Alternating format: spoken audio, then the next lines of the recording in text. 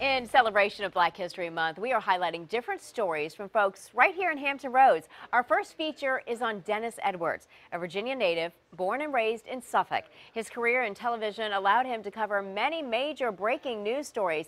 After 38 years, he's back home and putting pen to paper as an editorial page columnist for the Suffolk News Herald. His story is this week's I Am Hampton Roads.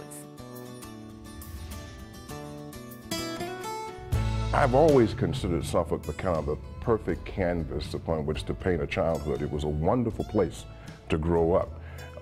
There were issues racially, but they were not necessarily primary. They were secondary. I grew up in the West End over off of Welland Street. And I also grew up at a time when integration hadn't gotten there yet. We were, I went to Andrew J. Brown, which was a black elementary school, and then to Booker T.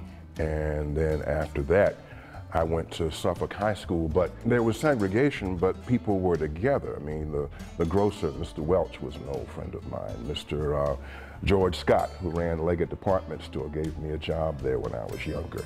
But Suffolk was an interesting place, and we kind of roamed around and enjoyed ourselves. We were all raised to be independent, raised to make our own money, raised to take care of our own, and there were certain standards of behavior.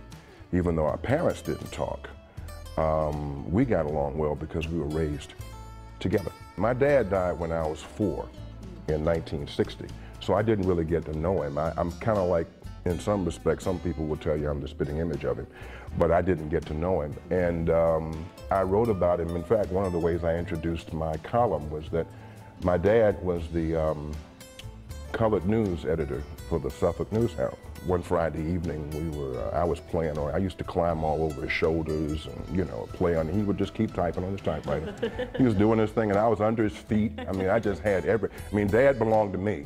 And so he took me and was on his way home, and he went by the Suffolk News Herald, which is over here on Saratoga, right around the corner. He took me and he led me by the fingers into the building and dropped off his copy.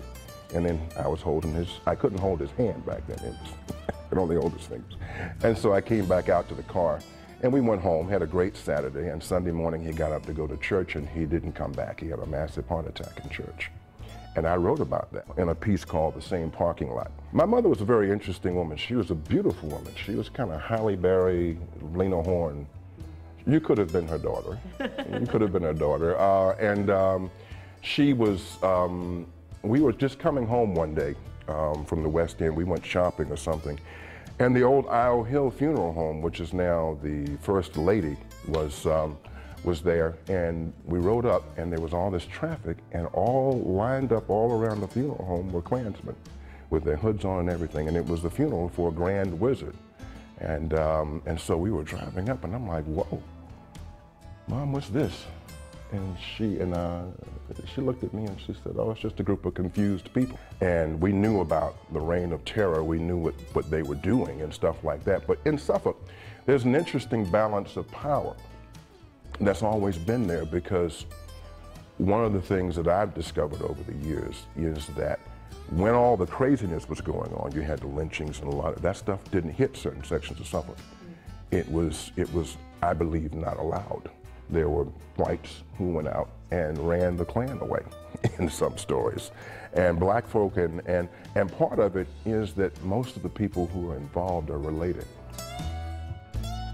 I've worked in major markets. I've done television at pretty much all levels. And so when I come back, I'm just kind of enjoying it. I don't have to prove anything to anybody. I mean, I enjoy the people.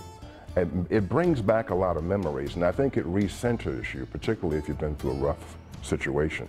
It gives you a chance to kind of get your legs back under you and around people you know. I've always believed Dad was right there reaching for her hand when she crossed over. My name is Dennis Edwards. I'm an editorial page columnist for the Suffolk News Herald, and I am Hampton Roads. And we want to give a very special thank you to the Shooting Star Gallery in Suffolk for letting us use their location for the interview. You can always find Dennis's articles online at the SuffolkNewsHerald.com. He's got that voice, doesn't he? He does. Dennis has got that voice. All right.